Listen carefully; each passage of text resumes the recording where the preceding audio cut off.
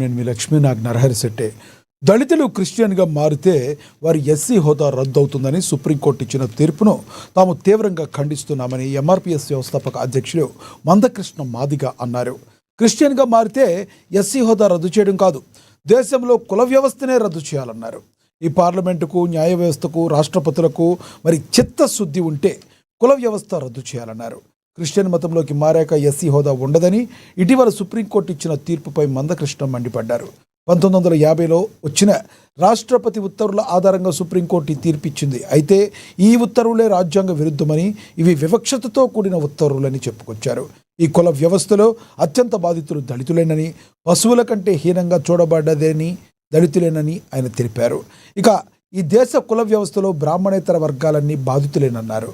కుల వ్యవస్థలో ఏ రెండు కులాల మధ్య సాంఘిక సామరస్యత లేదని, కానీ అన్ని కులాల మీద ఆధిపత్యం, గౌరవం పొందుతున్నది మాత్రం బ్రాహ్మణ వ్యవస్థని అన్నారు. తాము కుల వ్యవస్థను రద్దు చేయాలని డిమాండ్ చేస్తున్నామన్నారు. ఇక రామాయణం మీద కూడా కమెంట్లు చేశారు. మందకృష్ణ చేసిన వ్యాఖ్యల్లో అసలు వాస్తవం ఉందా?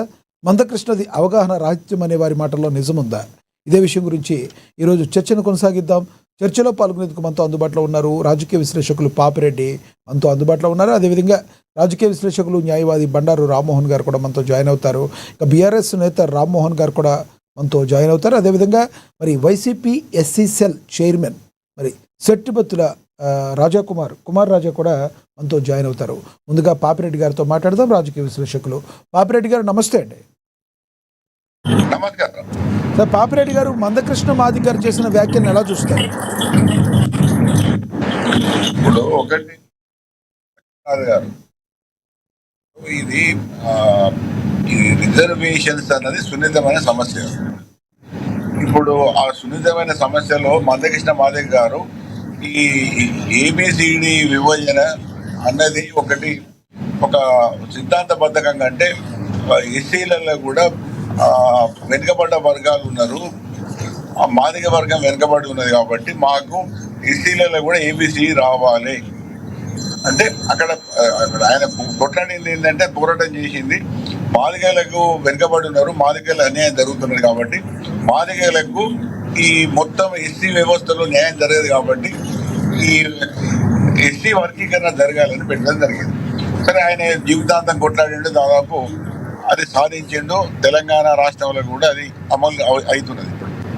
అయితే ఒకటేంటంటే, ఇప్పుడు మందకృష్ణ మాదిగ గారు ఒక విషయం గమనించాల్సింది ఏంటంటే, ఇప్పుడు ఆయన ఏ సిద్ధాంతం ప్రకారం అయితే మాదిగలకు ఎస్సీ వర్గీకరణ కోసం పోరాటం చేసిండో, దానికి హేతుబద్ధం ఏంటంటే ఎస్సీలందరూ కూడా సమానం కాదు, ఎస్సీలకు కూడా వెనుకబడ్డ వర్గాలు ఉన్నాయి కాబట్టి వాళ్ళకు న్యాయం జరగాలని.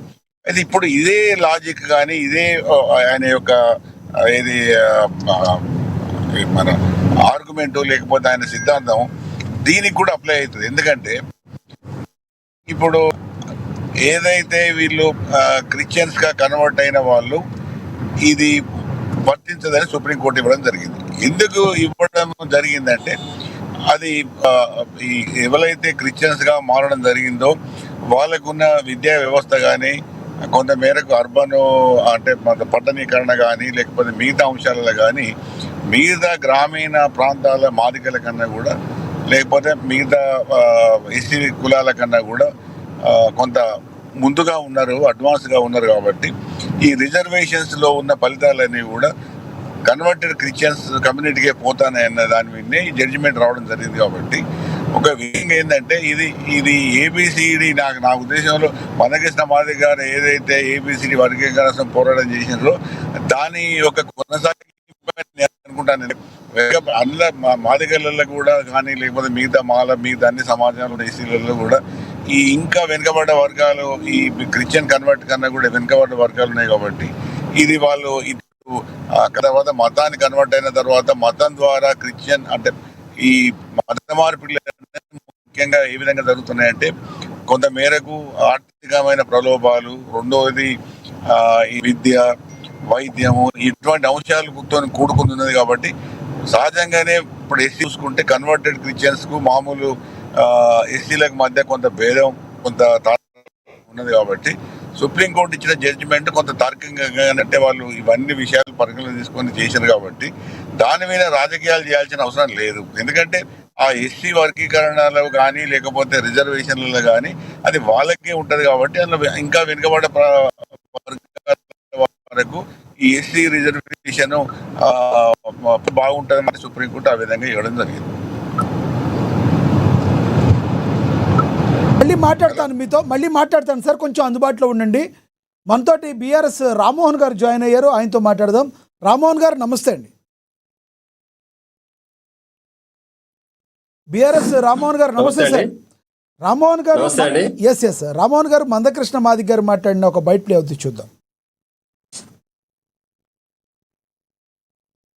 వచ్చి మా ధర్మం గొప్పదని ప్రచారం చేస్తే, ఎవరొచ్చి మా ధర్మంలో సమానత్వం ఉన్నదని ప్రచారం చేస్తే, ఎవరొచ్చి మా ధర్మంలో అసమానతలు లేవని ప్రచారం చేస్తే, అసమానతలు గురవుతున్న వర్గాలు సమానత్వం దిశగా అడుగులేయడం కోసం ఎన్నో మార్గాలు ఎన్నుకున్నారు. ఇక్కడ మీ అన్నగా చెప్తున్నా నేను, 1950 ఆర్డర్, రాష్ట్రపతి ఆర్డర్ రాజ్యాంగ విరుద్ధం కదా. రాజ్యాంగ విరుద్ధంతో పాటు అది వివక్షత కదా. రాజ్యాంగ విరుద్ధం ఎందుకంటున్నా, భారత రాజ్యాంగంలో ఆర్టికల్ 25 ఉన్నది కదా. ఆర్టికల్ 25 ఏం చెప్తుంది? ఈ దేశ పౌరులకు వాళ్ళు ఇష్టమున్న మతాన్ని ఎన్నుకోవచ్చు, వాళ్ళు ఇష్టమున్న మత విశ్వాసాలు కలిగి ఉండవచ్చు అని చెప్పి ఆర్టికల్ 25 చెప్తున్నది కదా. ఆర్టికల్ 25 చెప్తున్నది కదా. అదే సమయంలో ఆర్టికల్ 14, 15 ఏం చెప్తున్నది? సమానత్వం హక్కు అని చెప్తున్నది కదా. లింగ పరంగా, మత పరంగా, కుల పరంగా వివక్ష ప్రదర్శించొద్దు, భారతీయులందరి పట్ల సమానంగా చూడాలని చెప్పి ఆర్టికల్ 14, 15 చెప్తున్నది కదా. మత స్వేచ్ఛ ఉన్నది, సమానత్వం అందరినీ సమానంగా చూడమని ఉన్నది. మరి ఇప్పుడు దళితులు మాత్రమే క్రైస్తవ మతంలో తీసుకుంటే ఎస్సీ హోదా రద్దు అవుతుందని ఎట్లా ఆర్డర్ వస్తుంది? దళితులు మాత్రమే క్రైస్తవ మతం తీసుకుంటే ఎస్సీ హోదా రద్దు అవుతుందని చెప్పి ఎట్లా ఆర్డర్ వస్తుంది?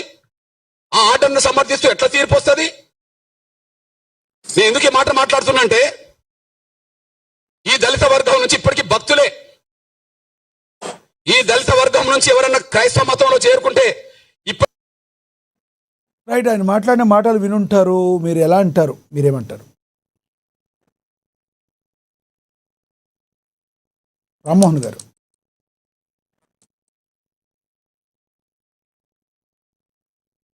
లక్ష్మణ్ గారు ఎస్ మాట్లాడండి. ఇప్పుడు ఒకటి మనం ముందుగా పెద్దలకు నమస్తే. మందకృష్ణ గారు మాట్లాడిన విషయం, సుప్రీం కోర్టు చెప్పిన విషయాన్ని వాళ్ళు రాజ్యాంగ విరుద్ధంగా కోర్టు ఆర్డర్ ఇచ్చింది. ఈ విషయం పట్ల వారు నిన్న సుమారుగా 4 రోజులుగా మీడియాలో మాట్లాడుతూ ఉన్నారు. దాంతో పాటు హిందూ ధర్మం గురించి కూడా మాట్లాడడం జరిగింది.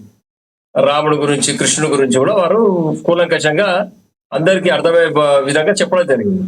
నేను మందకృష్ణ గారికి అప్పీల్ ఏంటంటే, నాది, మీరు అద్భుతమైన విషయాలు దళిత సమాజానికి చెప్తా ఉన్నారు.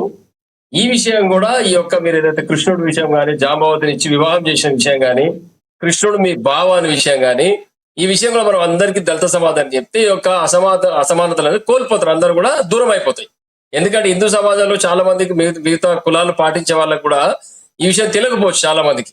మనం ఈరోజు కృష్ణుడి గుడికి మనం మిగతా వాళ్ళు వెళ్ళి పూజించినప్పుడు భావమర్థమైనటువంటి దళిత వర్గాలు కూడా ఎందుకు వెళ్ళొద్దు అనేది మీ క్వశ్చన్. చాలా అద్భుతమైన, తప్పకుండా అందరం కూడా సమాజం ధర్మం పాటిస్తున్నాం కాబట్టి అందరం కూడా హిందూ సమాజంలో అన్ని కులాలు సమానమే. ఇక మన యొక్క కుటుంబంలో జరిగిన పొరపాటు ఏంటంటే, దళిత వర్గాలను చిన్న చూపు చూసి అంటరాని వారుగా చేసి వాళ్ళని ఇబ్బందులకు గురి చేసిన మాట వాస్తవం. ఇదంతా మన కుటుంబం సంబంధించిన విషయమే. మనం పొరపాటు చేసాం కాబట్టి ఆ తప్పు మనమే సరిదిద్దుకోవాలి. హిందూ సమాజం కూడా దళిత వర్గాల దగ్గర తీసుకోవాలి, అసమానతలు రూపుమాపాలని చాలా రకాలుగా చాలా మంది ప్రయత్నాలు చేస్తున్నారు. మీరు కూడా అందులో ముఖ్యులు. మరి ఈ విషయాన్ని మన సమాజం మనం దాన్ని సరిదిద్దుకునే అంశంలో ఈ క్రైస్తవ మతంలో వెళ్ళిన వాళ్లకు మన హిందూ ధర్మంతో, హిందూ మతంతో సంబంధం ఏముంటుందన్న? ఇందులో ఒకటి గమనించాల్సి, ఇక్కడ నాకు అన్యాయం జరిగిందని నేను క్రైస్తవం స్వీకరించినప్పుడు, క్రైస్తవులు ఈ మతం ఏ ఒక్క గ్రూప్ లో, బీసీసీ గ్రూప్ లో ఉంది కాబట్టి ఆటోమేటిక్ గా బీసీసీ గ్రూప్ లో వెళ్ళిపోతాడు. మీరేమంటున్నారు, కేవలం దళితునికేనా ఇబ్బంది అంటే, అగ్రవర్ణం వాడేవాడైతే ఓసీ జనరల్ కేటగిరీలో వాడికి రిజర్వేషన్ వర్తించేది కాబట్టి వాడు బీసీలోకి వచ్చినప్పుడు క్రైస్తవం స్వీకరిస్తే వాడు కేవలం రిజర్వేషన్ కొరకే వచ్చినట్టు కాబట్టి వాడి అగ్రవర్ణం అట్లే ఉంటుంది. వాడు మతం మారిన కులం మారినా కానీ మతం మారినా కానీ కులం మారదు మతం మారుతుంది కాబట్టి వానికి రిజర్వేషన్ వర్తించదు అనేది ఒక లాజిక్ ఇక్కడ ఉంది. మనం అది మిస్ అవుతున్నాం నాకు అనిపిస్తా ఉన్నది. మీరు విజ్ఞులు పెద్దలు ఈ యొక్క సమాజం చాలా రోజులుగా ఈ యొక్క హిందూ సమాజంలో జరుగుతున్న ఇబ్బందుల పట్ల మన వాళ్ళు క్రైస్తవం స్వీకరిస్తారు. అసలైన దళిత సోదరులు ఎవరైతే ఈ హిందూ ధర్మంలో అట్లే కొనసాగుతున్నారో ఈ రిజర్వేషన్లు వాళ్లకు అందడం లేదు. రిజర్వేషన్ ఫలాలు ఎవరైతే మతం మారినరో వాడే లీడర్ అవుతున్నాడో, ఎవరైతే మతం మారినో వాడే ఈ యొక్క ఫేక్ రిజర్వేషన్ వర్తింపజేసుకొని నానా అబద్ధాలు మాట్లాడుతూ ఈ యొక్క దళిత కార్డు పెట్టుకొని క్రైస్తవంలో కొనసాగుతూ ఈ దళిత సమాజాన్ని నిజమైన దళిత సమాజాన్ని మోసం చేస్తా ఉన్నాడు. పంచాయతీలు మనం మాట్లాడుకోగా పక్కింటోడు ఎట్లా మాట్లాడతాడో మేము ప్రశ్న చేస్తా ఉన్నాం. ఇంకొకటి పూర్తిగా సుప్రీంకోర్టు ఇచ్చింది కూడా వాస్తవమే. రామోహన్ గారు ఇక్కడ ఇంకొకటి కూడా ఆయన ప్రధానంగా దాంతో పాటు హిందూ సమాజాన్ని అందరినీ అన్ని కులాలను కూడా కుల వ్యవస్థ మనకు ఉంది కాబట్టి అన్ని కులాలకు చెప్పాల్సిన అవసరం మందకృష్ణ గారు. రామోహన్ గారు ఇంకొకటి కూడా ఆయన బలంగా చెప్తున్నారు. ఇంకొకటి ఏంటంటే ఏదైతే ఈ సనాతన ధర్మం ఏదైతే ఉందో ఎల్లలు దాటి ఎందుకు వెళ్ళలేకపోయింది అని అడుగుతున్నారు. ఎందుకు ప్రపంచాలకి వెళ్ళలేకపోయింది అంటున్నారు. ఆయన ఒక లాజిక్ అయితే మిస్ అవుతున్నారు. ఏదైతే ఇస్లాం ఉందో ఇస్లాం గురించి కూడా మాట్లాడారు ఆయన. 60% ఎందుకు వెళ్ళగలిగిందంటే మత మార్పిడులు బలవంతంగా చేయబట్టి కదా ఏర్పడింది. అంత పెద్ద విఘ్నులకి అది తెలవదంటారు. అది తెలవదంటారు. ఐచ్ఛికం 100% తెలుసు వీళ్ళందరికీ. మందకృష్ణ గారు కూడా విషయం తెలుసు, మరి ఎందుకు విషయం బయట చెప్పట్లేదు అనేది ఎంతో మంది ముస్లిం రాజులు దండెత్తొచ్చి భారతమాతను గాయపరిచి ఎంతో మందిని చెరిచి భారతదేశంలో ఉన్న ఎంతో మందిని వాళ్ళ మతంలోకి మార్చారు. ఆ మాత్రం తెలియకుండా ఆయన మొత్తం కూడా 60% వాళ్ళు ఉన్నారు, ఎందుకు మీ సనాతన ధర్మం ఎల్లలు దాటి వెళ్ళట్లేదంటే సనాతన ధర్మాన్ని ఆయన అవమానపరుస్తున్నారు. అదే క్లారిటీ. ఒక చేతిలో కత్తి ఒక చేతిలో బైబిల్ పట్టుకొని ఈ యొక్క భూమండలం పైన వాళ్ళు పెట్టిపోయి రక్తపు టేరులు ప్రవహించిన మీదటనే ఈ యొక్క మత మార్పిడి జరిగింది వాస్తవము. ఎక్కడైతే ఇస్లాం కూడా ఈ యొక్క భూమండలం మీద వచ్చిన తర్వాత ఇస్లాం కూడా ఇదే విధంగా బలవంత మత మార్పిడులకు పాల్పడి హత్యలు చేసి హింసించి వాళ్ళను చంపిన తర్వాత చాలా మంది భయపడి భయభ్రాంతులై మారినరు. కొంతమంది ధైర్యవంతులు ఇక్కడే మిగిలిపోయారు. సిక్కు జొరావర్ సింగ్ గాని వారి కుమారుడు గాని గురునానక్ వారి యొక్క కుమారులు ఇద్దరిని సజీవ సమాధి చేసి ఔరంగజేబు మిమ్మల్ని మతం మార్చుకోండి, మిమ్మల్ని నేను వదిలిపెడతా అంటే కూడా ప్రాణాలు సైతం వదిలిపెట్టారు కానీ మత మార్పిడి చేసుకోలేదు. అదే విధంగా శంభాజీ మహారాజు కూడా ఔరంగజేబు ఎంత క్రూరంగా హింసించినా గానీ మత మార్పిడి చేసుకోలేదు. అటువంటి వారు చరిత్రలో నిలిచిపోయారు. చాలా మంది అట్లా అంత బలవంతంగా రుద్దిరు కాబట్టి ఇస్లాం గాని క్రైస్తవం గాని వ్యాప్తి చెందింది. మన దగ్గర కుల వ్యవస్థ బలంగా ఉంది కాబట్టి చాలా మంది ఈ కుల వ్యవస్థను వదిలిపెట్టి పోలేకపోయింది. ఇప్పటికి హిందూ ధర్మం భారతదేశంలో ఉంది. హిందూ ఎక్కడ కూడా ఈ సనాతన ధర్మం ఎక్కడ ఎవరిని మత మార్పిడి చేయదు, మా మతం రమ్మని చెప్పదు. హైందవంలో కేవలం ఐచ్ఛికం మాత్రమే. అంటే నువ్వు ఇది తప్పు ఇది ఒప్పు, పాటిస్తే నీ ఇష్టం, పాటించకుంటే నీ ఇష్టం అని చెప్తుంది. కానీ క్రైస్తవంలో గాని ఇస్లాంలో గాని అది ఖచ్చితంగా బలవంతంగా ఇదే చేయాల్సిందే చెప్తారు వాళ్ళు. ఇదే రూలు ఇదే పద్ధతి, ఈ పద్ధతి పాటించకుంటే హత్యలు చేయడం, శిరచ్ఛేదనం, కాళ్ళు నరకడం, చేతులు నరకడం అనేది వాళ్ళు ఇస్లాం ధర్మంలో రాసుకున్నారు, బైబిల్లో రాసుకున్నారు కాబట్టి అది వ్యవస్థ నడుస్తుంది. ఇవన్నీ మందకృష్ణ గారికి తెలవదంటారా? ఖచ్చితంగా తెలిసి ఉండవచ్చు, తెలియకపోవడం అనేది జరగదు. ఖచ్చితంగా మందకృష్ణ నాకు తెలుసు. అంటే కాదు రామాయణం గురించి పుంకాలుగా ఆయన బాగా చెప్పారు, నా బావ అంటారు, నాకు రకరకాల మాటలు మాట్లాడారు, కొన్ని ఆక్షేపించదగినవి కూడా మాట్లాడారు ఆయన. పోనీ అది మాట్లాడిన ఈయనకి మరి సనాతన ధర్మం ఎందుకు ఎల్లలు దాటి వెళ్ళలేకపోయిందని చెప్పేటప్పుడు ఎందుకు ఎల్లలు దాటిలేక వెళ్ళపోయింది? ఏ సనాతన ధర్మం కూడా వేరే మతాన్ని ఎప్పుడు కూడా కావాలని వాళ్ళని రాక్షసత్వంగా క్రూరంగా చేపించలేదు కదా, అది ఆయనకి తెలవదంటారా? ఖచ్చితంగా మందకృష్ణ విషయం తెలుసు, కానీ మరి ఎందుకు ఆ విషయం మాట్లాడతలేడు అనేది దళిత సోదరులు ఇబ్బంది అవుతుంది అనే విషయంలో మరి అది కారణం చేయకుండా ఈ విషయం మాట్లాడుతూ ఉన్నట్టున్నారు. నేను కూడా కృష్ణకు ఒకటే అప్పీల్ చేస్తున్నాను. మీరు చెప్పిన అంశము 80% మీరు చెప్పింది మనం సమాజానికి నేర్పించాల్సిన అవసరం ఉన్నది. హిందూ సమాజంలో కూడా మిగతా కులాలందరూ కూడా ఈ యొక్క జ్ఞానోదయం కలగాలి. దళితులు కూడా మన వాళ్ళే, మన బిడ్డలే వాళ్ళు కూడా. ఇప్పటికీ స్వతంత్రం వచ్చిన తర్వాత మెల్లగా మార్పు వచ్చింది. ఈ రోజు పల్లెటూర్లలో అక్కడక్కడ కనిపిస్తుంది కానీ అంటరానితనం అనేది అర్బన్ లో అయితే పూర్తిగా నశించిపోయింది. ఇక్కడ అందరు కులాలు మతాలు ఎవరు ఆలోచన చేస్తలేరు. ఈ యొక్క గ్లోబలైజేషన్ వల్ల అందరూ కూడా ఆర్థికంగా విద్యాపరంగా అన్ని పరంగా నిలదొక్కున్నారు. అందులో దళితులు కూడా చాలా మంది ఉన్నారు, బీద వాళ్ళలో అన్ని కులాలు కూడా ఉన్నారు. కాబట్టి అందరూ కూడా విద్య వైపు ప్రయాణం చేస్తున్నారు. కాబట్టి ఈ రోజు ఎక్కడ కూడా దళితుల పట్ల వివక్ష 80% తగ్గింది. ఆ మిగతా 20% కూడా తగ్గించాల్సిన అవసరం మన అందరి కులాల పైన ఉంది. దీని పట్ల మనం జాగృతంగా ఉంటూ ఈ యొక్క కృష్ణన్న చెప్పిన విధంగా మనం కూడా సమాజం పట్ల ధర్మం పట్ల అవగాహన చేద్దాం. వాళ్ళకి ఎవరైతే కొంతమంది దళిత వర్గాలు మాకు అన్యాయం జరిగిందని మత మార్పిడి లోన్ అయిపోయి ఆ ఫేక్ సర్టిఫికేట్ పెట్టుకొని ఈ దళిత ఒకటే మనం ఆలోచించాల్సింది, నువ్వు దళిత వర్గం ఉన్నందుకు నీకు వివక్ష ఎదుర్కొంటున్నావు. ఆ వివక్షను కోల్పోనికి క్రైస్తవం స్వీకరించినావు. క్రైస్తవంలో ఒక కులం లేదు, మతం ఒక్కటే కాబట్టి అక్కడ వివక్ష లేదని నువ్వు భావిస్తున్నప్పుడు మళ్ళీ నువ్వు వివక్షకు సర్టిఫికేట్ ఎందుకు పెట్టు, దళిత సర్టిఫికేట్ ఎందుకు అప్పీల్ చేస్తా ఉన్నావు? నువ్వు క్రైస్తవంలో ఉంటే బీసీసీ సర్టిఫికేట్ తీసుకోవాలి కదా. మరి అది అదైనా సక్రమంగా పాటించడం మేము అప్పీల్ చేస్తా ఉన్నాం. సుప్రీంకోర్టు తీర్పుని తప్పుపడతాను ఎలా చూస్తారు? సుప్రీంకోర్టు తీర్పుని తప్పుపడతాను మీరు ఎలా చూస్తారు? సుప్రీంకోర్టు తీర్పును మనం తప్పు పట్టడానికి వీలు లేదు. వాళ్ళు రాజ్యాంగంలో అంబేద్కర్ గారు ఆనాడు ఏం రాసిరు అదే ఫాలో అవుతున్నారు. ఆయన ఏం చెప్తున్నారంటే అసలు అది రాజ్యాంగంలో లేదు. అంబేద్కర్ గారి ఒక సిద్ధాంతాన్ని తప్పు పట్టినట్టు వారు కూడా చెప్పారు. అంబేద్కర్ కోడ్ చేసిరు. అంబేద్కర్ గారు హిందూ కోడ్ బిల్ చేసినప్పుడు హిందూ కోడ్ బిల్లు సపరేట్ గా ఎప్పుడైతే వారు రాసినారో హిందూ కోడ్ బిల్లులో వ్యవస్థ పూర్తిగా లిఖించబడ్డది. మరి దాని వారు అంబేద్కర్ గారు రాసిన హిందూ కోడ్ బిల్లు ఈ యొక్క మిగతాది మైనారిటీ కోడ్ బిల్ అన్నప్పుడు మన హిందువులో ఈ యొక్క కుల వ్యవస్థ ఉంది కాబట్టి అందరు కూడా బీసీలు, ఎస్సీలు, ఎస్టీలు అందరు కూడా ఓసీలు కూడా హిందూ మార్గంలో ఉంటారు. హిందూ కోడ్ బిల్ పరిగణలోకి వస్తారు. రామ్మోహన్ గారు 1950లో వచ్చిన రాష్ట్రపతి ఉత్తర్వుల ప్రకారం ఆధారంగానే సుప్రీంకోర్టు ఈ తీర్పు ఇచ్చింది. ఈ తీర్పు ఉత్తర్వులే రాజ్యాంగ విరుద్ధమని, ఇది వివక్షతో కూడిందని ఉత్తర్వులని, ఈ కుల వ్యవస్థ అత్యంత బాధితులు దళితులేనని, పశువుల కంటే హీనంగా చూశారని ఆయన ఆరోపించారు. వాస్తవమే, ఇది చూస్తున్నారు. కృష్ణన్న చెప్పిన దాంట్లో తప్పులేదు. మేము అదే చెప్తున్నాం. ఇది దళితుడు అనేవాడు హిందువు.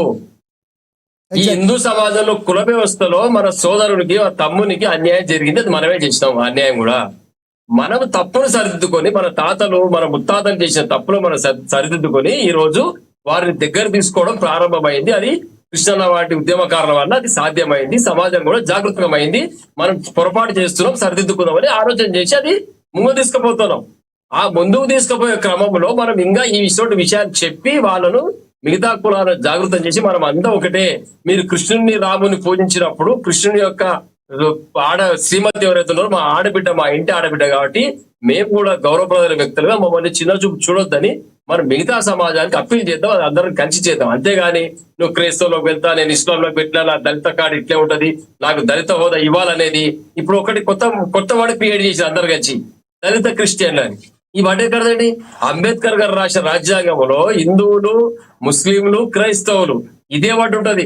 హిందూ సమాజంలో కుల వ్యవస్థ ఉంటది. కానీ మళ్ళీ దళిత క్రిస్టియన్లు కొత్త పదం మనం సృష్టించి దానిపైన రాద్ధాంతం చేసుకుంటా దానిపైన మాట్లాడుతుంటే ఎవరైతే సూడో దళితులు అంటే ఈ యొక్క క్రిస్టియన్లుగా మారి మన యొక్క దళిత సర్టిఫికేట్ పెట్టుకొని ఎంపీలుగా, ఎమ్మెల్యేలుగా, జెడ్పీటీసీలుగా పోటీ చేసి వాళ్ళు అక్కడ లీడర్షిప్ చేస్తుంటే నిజమైన దళితులు యొక్క చెప్పులు కొట్టే వాళ్ళు, ఇక్కడ తోలు పని చేసే వాళ్ళు, డప్పు కొట్టిన దళిత సోదరులకు అన్యాయం జరుగుతుంది. దీనిపైన మనం ప్రశ్నించాల్సిన అవసరం ఉంది. కృష్ణన్న కూడా ప్రశ్నించాలి దీనిపైన. ఎవరైతే ఫేక్ సర్టిఫికేట్ పెట్టుకొని ఈ రోజు ఎంపీగా పోటీ చేసి ఎమ్మెల్యేగా మనం చూసాం కదా, సామేల్ గారు ఏం మాట్లాడుతున్నారు? ఆయన స్టేజ్ మీద నిలబడి ఈ బాపనోడు ఏం చెప్తున్నాడో, లంజగోడు కాటున్నా, లంబడికోడు కాటున్నా నాకు అర్థమవుతుందని మాట్లాడుతున్నాడు. అంటే ఎంత ధైర్యం ఎక్కడ ఆయనకు? అంటే నువ్వు ఎక్కడ పోయినావు అంటే నీ సమాజం వదిలిపెట్టి క్రైస్తవంలోకి పోయినావు కాబట్టి నీకు అర్థమవుతలేదు దీని గురించి. ఇట్లా బహిరంగంగా మాట్లాడే ఒక ధైర్యం చేస్తున్నావు. ఇది ఎంతవరకు సమంజసం? కృష్ణన్న మాట్లాడాల్సింది సామేలు గురించి ఫస్ట్. నువ్వు ఎవరు? సామేలు ఎవరు? సామేలు పూర్తిగా క్రిస్టియన్. ఆ పేరు చూస్తే అర్థమవుతుంది. మరి అటువంటి వ్యక్తి అలా నువ్వు దళిత కార్డు పెట్టుకుని రిజర్వేషన్ పైన గెలిచి హిందూ సమాజాన్ని, ఇతరుల కులస్తుని కించపరిచి మాట్లాడుతావు. మళ్ళీ ఏమనంటే నేను దళితులు అంటావు. ఇది ఎంతవరకు కరెక్ట్ అని మేము ప్రశ్నిస్తాం. కాబట్టి ఇటువంటి పనులు జరగకూడదు అనేది మా అప్పీల్ ఒకటే. మన యొక్క కుటుంబంలో మన తమ్మునికి అన్యాయం జరిగింది, మన తమ్ముని కాపాడుకునే బాధ్యత మనదే. కానీ పక్కింట్లో కూర్చొని నేను ఇక్కడ అంటే మాటలో అది తప్పు, అది జరగొద్దు. రాజ్యాంగబద్ధంగా అంబేద్కర్ గారు ఏం చెప్పినరో, హిందూ కోడ్ బిల్లులో ఏమున్నదో దాని ప్రకారం నడుచుకుందాం. రాజ్యాంగంలో మతం మారదు.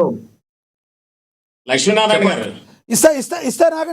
గారు ఏముందంటే హిందూ కోడ్ బిల్ ని భారత రాజ్యాంగాన్ని రచించినటువంటి అంబేద్కర్ గారు హిందూ కోడ్ బిల్ ప్రవేశపెడితే ఎందుకు వ్యతిరేకించారు? ఎందుకు ఆయన న్యాయశాఖ మంత్రిగా రాజీనామా చేయాల్సి వచ్చింది? ఎందుకు ఆ రోజు చేసిన కాంగ్రెస్ ఎందుకు పార్టీ చేసిన న్యాయశాఖ కుట్రలో మంత్రిగా రాజీనామా రాజీనామా చేసిన చేయాల్సి ముందు దానికి సమాధానం మీరు చెప్పండి సార్. వినండి ఒకటి. ముందు హిందూ కోర్టు అయితే బిల్లు ఇప్పుడు ఏమంటారు ఏముంది, హిందూ దళిత కోర్టు బిల్లు క్రైస్తవులు ఎందుకు ఉందా ప్రవేశపెట్టారు, హిందూ కోర్టు బిల్లు కాదు, ఒకటి వినండి. వ్యతిరేకించినటువంటి దాని మీద దళిత ఆయన ఎందుకు క్రైస్తవులు న్యాయశాఖ అనేది మంత్రిగా రాజ్యాంగంలో రిజైన్ ఉందా? చేయాల్సి వచ్చింది? దాని మీరు మూలాల్లో చెప్పండి. వెళ్ళండి.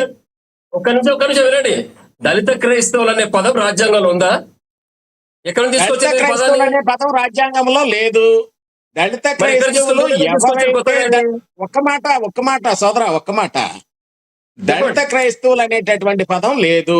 దళిత క్రైస్తవులను మరి ఎందుకు తీసుకొచ్చిర్రు? అంటున్నారు అని చెప్పేశానంటే, దళిత క్రైస్తవులను ఎందుకు అంటున్నారు అని చెప్పేశానంటే, ఈ సమాజంలో తరతరాలుగా అణిచివేతకి, అంటరానితనానికి, విద్యకి, సామాజిక బహిష్కరణకి దూరమైనటువంటి వర్గాలు ఏవైతే ఉన్నాయో ఆ వర్గాన్ని కూడా చేరదీసి, ఆవేళ ఉన్నటువంటి క్రిస్టియానిటీ మిషనరీలు చేరదీసి వాళ్ళని విద్యలోను, వైద్యంలోను, అన్నింటిలోనూ వాళ్ళు సహాయం చేసినందువల్ల అటువైపు ఆ ఆకర్షితులు చేసిన అయ్యారు. వాళ్ళు ఫీజులు అవుతారు మరి కదా? సమాజంలో అవునండి. మన వినండి, హిందూ మీరు ఏం వ్యవస్థలో చెప్తారు ఇప్పుడు? మీరే చెప్తారు సమాధానం, మళ్ళీ మీరే రెండు మాటలు మాట్లాడుతారు. మీరు ఏమంటున్నారు? నన్ను- సమాజంలో హిందూ సోదరా, వ్యవస్థలో నన్ను హిందూ మాట్లాడనివ్వండి. వ్యవస్థలో అనాదిగా నన్ను మాట్లాడనివ్వండి అన్యాయానికి ఒకసారి. గురయ్యారు కాబట్టి వినండి నేను చెప్పేది వినండి. ఆ. హిందూ సమాజంలో అన్యాయానికి, అక్రమాలకు గురయ్యారు కాబట్టి, అణచివేతకు గురయ్యారు కాబట్టి క్రైస్తవ మిషన్ దగ్గర తీసుకొని వాళ్ళని విద్య, ఉపాధి అన్ని కల్పించి ముందుకు తీసుకుపోయినప్పుడు వాళ్ళు వాళ్ళని దళితులు మతంలో ఎట్లా అవుతారండి? లాక్కున్నారు. ఆ పని హిందూ మతంలో ఎందుకు క్రైస్తవుల కుల చేయలేదు? వ్యవస్థ లేదు కదా? మీరు అర్థం కాలేదు. క్రైస్తవుల కుల కాదండి, వ్యవస్థ మీరు ఉన్నదా? చెప్పేదేనండి. ఇక్కడ పాయింట్ ఏంటంటే, క్రైస్తవ మతం స్వీకరించినటువంటి ఒక బీసీ సోదరుడికి కులం మారదు, క్రైస్తవ మతం స్వీకరించినటువంటి ఒక ఓసీ సోదరుడికి కులం మారదు, క్రైస్తవ మతం ఓసీ ఎందుకు మారదు? స్వీకరించినటువంటి ఇక్కడ ఆలోచన చేయండి మీరు. ఓసీకి ఎందుకు మారదంటే పాయింట్ ఏంటంటే ఓసీకి మీరు ఎందుకు పాయింట్ మారదు? డైవర్ట్ చేస్తున్నారు. ఓసీ అయ్యుండే మీరు వింటారు, అదే చెప్తున్నా నేను. ఎస్సీ అనగారిన వర్గం ఓసీలుగా ఉన్న కాబట్టి, వాళ్ళకి, ఎస్సీకి అన్యాయం ఓసీలుగా జరిగింది ఉన్న వాళ్ళు కాబట్టి క్రైస్తవ మతం స్వీకరిస్తే వాళ్ళ కులం ఎందుకు ఉంటుంది? వాళ్ళ BC కేటాయించినటువంటి మరి- ఈడబ్ల్యూఎస్ 10% రిజర్వేషన్ ఎందుకు ఉంటుంది? 10% అలాగే ఉందండి.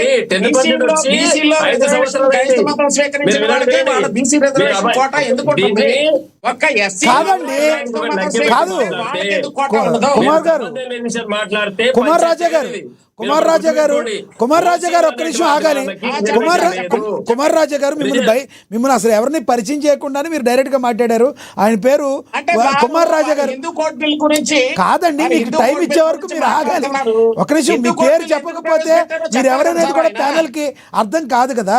కుమార్ రాజా గారు, మీరు వైసీపీ సార్. ఎస్సీసీఎల్ చైర్మన్ ఆయన కుమార్ రాజా గారు అని చెప్తే పరిచయం అవుతారు, ఆడియన్స్ కు పరిచయం అవుతారు, ప్యానెల్లో పరిచయం అవుతారు. అవునండి. మీరు డైరెక్ట్ గా హిందూ కోర్టు మాట్లాడితే బిల్ గురించి పదే పదే ఆయన అవును సార్, మాట్లాడారు. సార్ లక్ష్మణ్ గారు నేను చెప్తున్నాను. చెప్పండి. ఇప్పుడు కుమార్ రాజా గారు హిందూ ధర్మాన్ని ఆచరిస్తున్నారా, క్రైస్తవం ఆచరిస్తున్నారా చెప్పారు వాళ్ళు. నేను ఇప్పుడే వెంకటేశ్వర స్వామి గుడికి వెళ్ళి ఎస్సీ దర్శనం అధ్యక్షులు చేసుకొని అంటున్నారు వచ్చాను. కదా? అవును, ఆయన నేను హిందూ. ఇప్పుడే వెంకటేశ్వర స్వామి గుడికి వెళ్ళి దర్శనం చేసుకొని వచ్చాను. చాలా సంతోషం, చాలా సంతోషం అండి. నేను చెప్తున్నా అంటే ఇప్పుడే మళ్ళీ వినండి మీరు. ఎప్పుడైతే ఓసీలుగా ఉన్న వాళ్ళకు యొక్క వ్యవస్థ రిజర్వేషన్ కేటాయించలేదు కాబట్టి ఓసీలు రిజర్వేషన్ తీసుకోవడానికి దురుద్దేశంతో క్రైస్తవంలోకి వచ్చినప్పుడు ఆ ఉద్దేశం సరైనది కాదు కాబట్టి నువ్వు ఎక్కడ కూడా అణచివేత గురి కాలే కాబట్టి నీ కులం అట్లే ఉంటది, నీకు ఈ బీసీ రిజర్వేషన్ వర్తించదు. నువ్వు దుర్బుద్ధితోన ఈ మతం మారినవు కాబట్టి అనేది మా ఆలోచన. దీన్ని మీరు సమర్థిస్తారా? మరి ఈ రోజు క్రైస్తవం మతం మారితే ఓసీలకు అట్లే ఉంటే అందరు ఓసీలు వచ్చిన తర్వాత నిజమైన రిజర్వేషన్ పొందే వాళ్ళు వెళ్ళిపోతారు కదా బయటికి, వాళ్ళ పరిస్థితి ఏంది మరి? దాన్ని ఎవరు కాపాడాలి? వీళ్ళందరినీ మేము చెప్పేది ఏంటంటే ఎవరైతే దళితుడు ఉన్నాడో వినండి, ఎవరైతే దళితుడు ఉన్నాడో ఆ దళితుడు ఇక్కడ హిందూ సమాజంలో ఉంటే రిజర్వేషన్ వర్తిస్తుంది. క్రైస్తవంలో కుల వ్యవస్థ లేదు. క్రైస్తవంలో కుల వ్యవస్థ లేనప్పుడు దళితుడు అక్కడ దళితుడు ఎట్లా గుర్తించబడతాడు? కేవలం క్రైస్తవుడుగానే గుర్తించబడాలి. ఇది రాజ్యాంగంలో అంబేద్కర్ గారు చెప్పిండ్రు. ఈ దళిత క్రైస్తవులు అనే పదం లేదు ఎక్కడ. హిందువులు, ముస్లింలు, క్రైస్తవులు వీళ్ళు మాత్రమే ఈ సమాజంలో గుర్తించబడ్డ సమూహాలు కాబట్టి ఈ సమూహాన్ని మీరు కన్ఫ్యూజ్ చేయడానికి కొత్తగా దళిత క్రైస్తవులు, దళిత ముస్లింలు, దళిత హిందువులు, లేకపోతే ఇంకేం మాట్లాడతారు, రెడ్డి క్రైస్తవులు, వైశ్య క్రైస్తవులు, మంగళి క్రైస్తవులు అని పదాలు సృష్టిస్తే కొత్తగా ఈ మిగతా సమాజం ఎక్కడ పోవాలంటే మీరు అంతా ఆలోచించి ఒక్కసారి మీరు. రాజ్యాంగ వ్యతిరేకంగా ఇక్కడ జరగదు. ఒకవేళ రాజ్యాంగ వ్యతిరేకంగా మనకు జరిగింది అనిపిస్తే కోర్టులో మళ్ళీ కేసు వేసుకోవాలి, అప్పీల్ చేసుకోవాలి. సమాజంలో అలజడి సృష్టించే మాటలు మన ఈ యొక్క డిఫరెన్స్ తీసుకురాకుండా దూరాన్ని తగ్గించే ప్రయత్నం చేయాలి మనం. దళిత సోదరులకు హిందూ సమాజం అన్యాయం జరిగింది, తప్పు మన ఇంట్లో జరిగినప్పుడు మనం సరిదిద్దాం. మేము కలిసి మనం అందరం కలిసి మన యొక్క సమూహాన్ని అన్యాయం చేసుకోకుండా, అక్రమాలు చేసుకోకుండా, వాళ్ళకి ఇబ్బంది కలగకుండా, వారు కూడా మనలాగా మంచి బట్టలు వేసుకొని మంచి విద్యకు అందించే విధంగా మంచి ఉన్నత స్థానంలో కూర్చునే ప్రయత్నం చేద్దాం. ఈ రోజు సామ్యుల్ గారు ఫేక్ సర్టిఫికేట్ పెట్టుకొని ఈ రోజు ఆయన ఎమ్మెల్యేగా గెలిచాడు. మరి దానిపైన ఇంకా హిందూ ఎవరైతే దళిత సమాజం ఎందుకు మాట్లాడతలేదండి? ఈ విషయం మాట్లాడాలి కదా. రైట్ సార్, నేను మళ్ళీ మాట్లాడతా. ఎస్ సార్, మీరు అడిగిన పాయింట్స్ అర్థమైంది, మళ్ళీ మాట్లాడతాను. మనం ఒకసారి కుమార్ రాజా గారితో మాట్లాడదాం. వైసీపీ ఎస్సీసీఎల్ చైర్మన్ ఆయన. కుమార్ రాజా గారు, ఒకటి చెప్పండి. నిన్న మందకృష్ణ మాదిగ గారు, గౌరవ్ మందకృష్ణ మాదిగ గారు నిన్న మాట్లాడుతూ కొన్ని ప్రశ్నలు సంధించారు. దానిలో కొన్ని వాస్తవాలు కూడా ఉన్నమాట. వాస్తవం ఆయన మాట్లాడుతూ దగ్గర ముస్లింలు అందరూ కూడా వేరే కంట్రీల్లో 60% మంది 300 మంది ఉన్నారు. ఎందుకు సనాతన ధర్మమైన హిందూ సమాజం ఎందుకు ఎల్లలు దాటలేదు అని అడుగుతున్నారు. అదే మందకృష్ణ మాదిగ గారికి మతం మార్చుకోకపోతే మిమ్మల్ని చంపేస్తామని ఎంతోమంది ముస్లింలు దండెత్తడం తెలవదంటారా? ఎంతోమందిని ఇక్కడ చంపేసింది తెలవదంటారా? మీరేమంటారు? ఒక హిందూగా చెప్పాలి మీరు. సార్, ఒక మాట, ఈవేళ మన చర్చ అంతా కూడా సుప్రీంకోర్టు వారు ఇచ్చినటువంటి జడ్జిమెంట్ మీద లేదు. అదొకటనే కాదు మందకృష్ణ మాదిగ గారు చేసిన కమెంట్ల మీద కూడా మందకృష్ణ మాదిగ గారు చేసిన కమెంట్ల మీద స్పందించారు. ఎస్, మందాకృష్ణ గారు దాని మీదనే స్పందించారు. ఇప్పుడు ఆయన మాట్లాడినటువంటి మాటలు క్రైస్తవ్యానికి సంబంధించి పలానా ఎంతమంది క్రైస్తవ మిషనరీలుగా ఉండి వాళ్ళు మత ప్రబోధాన్ని చేస్తున్నారు. ఆ మత ప్రబోధాన్ని వినడానికి వీళ్ళు వెళ్తున్నారు. వీళ్ళు వెళ్ళినటువంటి క్రమంలో వాళ్ళు కన్వర్ట్ అవుతున్నారు కాబట్టి వాళ్ళకి వర్తించదు, ఎస్సీ రిజర్వేషన్ వర్తించదు అనే దాని మీద ఈవేళ చర్చ నడుస్తూ ఉంది దేశవ్యాప్తంగా. ఒక్క మాట నేను చెప్పాలండి. 1950లో ప్రెసిడెన్షియల్ ఆర్డర్ ఏదైతే ఉందో క్లాస్ 3 మూలాల్లోకి సుప్రీంకోర్టు వెళ్ళలేదు అనేది మా భావన. తర్వాత ఇంకోటి ఏంటంటే, ఈవేళ మన సమాజంలో, మన భారతీయ సంస్కృతిలో కులం నరాన జీర్ణించిపోయినటువంటి పరిస్థితి. ఒక ఐఏఎస్ అధికారి ఎస్సీ అయితే ఒక రకంగా ట్రీట్ చేస్తారు, ఒక ఐపీఎస్ అధికారి ఎస్సీ అయితే ఒక రకంగా ట్రీట్ చేసే పరిస్థితి ఉంది. గ్రాస్ రూట్ లెవెల్లో ఎక్కడో మనం సిటీలోను టౌన్లోను కూర్చోవడం కాకుండా కేవలం గ్రామ స్థాయికి వచ్చి ఒకసారి పరిశీలన చేస్తే ఒక ఎస్సీ అనేటప్పటికి ఒక క్రిస్టియన్ లేదంటే ఒక మాదిగా ఎవరనేటటువంటి పరిస్థితి ఆరాధీసేటటువంటి పరిస్థితులు ఉన్నాయి గ్రామ స్థాయిలో. వాడు క్రిస్టియన్ మతం తీసుకున్నాడు, వాడు కులం లేదని చెప్పేసి అని అనుకోరు మిగతా వర్ణాలన్నీ కూడా. వీడు మానవుడో మాదిగోడో అని చెప్పేసి అని అనుకుంటారు. ఆ రకమైనటువంటి సమాజంలో పరిస్థితులన్నీ ఆ రకంగా ఉన్నప్పుడు దానిలో మార్పు రావాల్సినటువంటి అవసరం ఉందా లేదా? దేవుని పేరు మీద ఎందుకు ఈ దళితులందరినీ కూడా ఊరికి దూరంగా ఉంచారు? దేవాలయ ప్రవేశాలు జరగలేదు, లేదంటే ఇతరత్రా ఏ రకమైనటువంటి మతపరమైనటువంటి కార్యక్రమాల్లోనూ కూడా దళితుల్ని కలుపుకోలేదు. ఆ కలుపుకోనటువంటి క్రమంలో వచ్చిందే క్రైస్తవ మతం. ఇప్పుడు బాధలో ఉన్నప్పుడు ఎవరైతే ఆదరిస్తారో వాళ్ళ పక్కకి ఎవరైనా వెళ్తారు, ఏ వర్గమైనా వెళ్తారు. మరి వెళ్ళినంత మాత్రాన వాళ్ళ కులం మారిపోతుందా? కులం అనేది పుట్టుకతోటి వస్తుంది. ఆ పుట్టుకతోటి వచ్చినటువంటి కులం కేవలం మాత్రాన సమాజంలో మారిపోతుందా? లక్ష్మీనారాయణ గారు సార్ ఏం చెప్పారు? ఇప్పుడు అన్నయ్య చెప్పాడు, పెద్ద మనిషి, నేను ఇప్పుడే వెంకటేశ్వర గుడికి పోయించిన అని చెప్పాడు. మరి దేవాలయం కోసం మీకు ఎక్కడ వివక్ష ఎక్కడ కనిపించిందండి?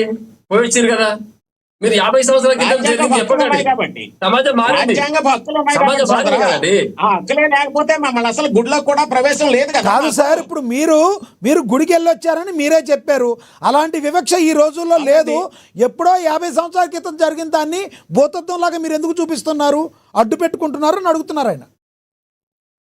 ఈవేళ మీరు ఒక మాట అండి, గ్రామ స్థాయికి వచ్చి ఒక్కసారి పరిశీలన చేయండి. కాదు సార్, గ్రామాల్లో ఏ పరిస్థితులు ఉన్నాయో ఒకసారి చూడండి. సమాజంలో మార్పులు రాలేదండి, వ్యక్తుల మధ్య మార్పు రాలేదండి. కేవలం రాజ్యాంగం ఇచ్చినటువంటి హక్కులు పట్టుకొని ముందుకు వెళ్తున్నారు తప్ప. కుమార్ గారు అనేది చెప్తున్నారు చూడండి. కుమార్ గారు అనేది చెప్తున్నారు. నేను చెప్పేది ఏంటంటే ఒకటే విషయం, మనం చెప్పాల్సింది, మీరు దళిత హిందూ వ్యక్తిగా, ఒక దళితునిగా, ఒక పెద్ద మనిషిగా, ఒక పార్టీకి దేవాలయానికి వెళ్ళొచ్చిన మనం చెప్పాల్సింది అంటే మీరు చెప్పాల్సింది, అరే నేను ధైర్యంగా ఉన్నా, నేను మీ వెంబడి ఉంటాను, ఏ సమాజం మిమ్మల్ని చూద్దాం పదండి అని మనం ధైర్యం చేయాల్సిన అవసరం ఉంది సమాజానికి. అంతేగాని మరి మీరేం చెప్తున్నారు, వాళ్ళు క్రిస్టియన్ మిషనరీ వినండి మీరు సమస్య పక్కదో పట్టిస్తున్నారు. మీరు క్రిస్టియన్ మిషనరీ దగ్గరికి తీసుకున్నాయి, వాళ్ళు దగ్గరికి తీసుకున్నారు కాబట్టి వీళ్ళంతా దళిత సోదరులు అక్కడ పోయినరు. ఎట్లా పోతారండి? మనం దగ్గరికి తీసుకున్నామండి. మేము చెప్పేదని మీరు అప్పీల్ ఎప్పుడు తీసుకున్నారు? మన మతంలోనే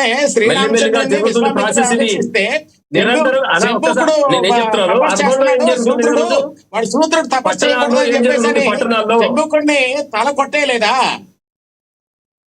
శంభుకుని తల కొట్టే చరిత్ర మీరు ఒక్క నిమిషంలో తెగేది కాదు. వినండి మీరు శంభుకుని తల సమస్య కాదండి.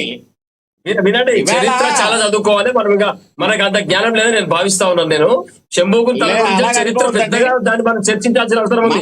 ఒక సెకండ్ తేలలేదు. అదే చెప్తున్నారు. అంటే మీరు సమస్యను పక్కదో పట్టిస్తున్నారు. నేను అప్పీల్ లేదండి. వినండి, మందకృష్ణ ఏం చెప్పిండి, రాముడు కృష్ణుడు ద్వంద్వ యుద్ధం చేయాలని జాంబవంతుడు కోరుకున్నాడు రాముడిని. ఈ తదనంతర కాలంలో జరుగుతుందని కృష్ణునిగా వచ్చిన తర్వాత కృష్ణునితో యుద్ధం చేసినప్పుడు ఈయన రాముడే నా యొక్క వరం ఈరోజు తీరింది అని చెప్పేసి మణితో పాటు జాంబవతినిచ్చి వివాహం చేసిండు. కృష్ణుడు నా బావ, మా తాత మా ముత్తాతల నుంచి మా అడవులను ఇచ్చినాం కాబట్టి మా బావ అని చెప్తున్నాడు మందకృష్ణ అన్న. ఇదే విషయం మనం 10 గ్రామాల్లో ప్రతి పట్టణంలో సమావేశాలు పెట్టి, అయ్యా మేమంతా ఒకటే, మనం అందరం మా ఆడబిడ్డను మీ పూజించే యాదవునికి ఇచ్చినాం, యాదవులు మేము దళితులం, బామర్దులం, మా ఆడవులను మీ ఇంటికి ఇచ్చినామని ఈ విషయం 10 మందికి చెప్తే ఆలోచన ధోరణి మారుతుందేమో. మనం ప్రయత్నం చేద్దాం. అది కూడా మనం చేయాల్సింది. అంతేగాని మిషనరీలు దగ్గరకు తీసుకుని కాబట్టి ఆయన ఎప్పుడు పోయిడు, అక్కడ పోతే ఎవరైనా బాధ తగ్గితే అన్నప్పుడు మతం మారినప్పుడు కులం ఎట్లా వర్తిస్తుంది? దీనికి సమాధానం చెప్పండి మీరు. కులం పుట్టుకతోటి వచ్చింది సార్. వాడి మతం మారినంత మాత్రాన కులం పోతండి. ఎందుకు? రాజ్యాంగం రాసిన విషయం మరి అంబేద్కర్ గారు రాసిన విషయం కులం పోదు సార్. ఎందుకు పోదండి? మతమే మారినప్పుడు క్రైస్తవుల్లో కులం లేదు కదా. క్రైస్తవుల్లో కుల వ్యవస్థ ఉంటే మీరు అన్నట్టుగా వర్తిస్తున్నారు. మతం వేరు కులం వేరు. మతం వేరు కులం వేరు. మతం అనేది విశ్వాసాన్ని బట్టి ఆధారపడి ఉంటుంది. రాముడు దేవుడు అనుకుంటే విశ్వాసం, కృష్ణుడు దేవుడు అనుకుంటే విశ్వాసం. హిందూ సమాజం గాని భారతదేశంలో గాని వెంకటేశ్వర స్వామిని అత్యధికంగా మనం పూజిస్తూ ఉంటాం. కారణం ఏంటి? ఆయన భగవంతుడు, ఆయన దయ మీద మనం అందరం నడుస్తున్నాం.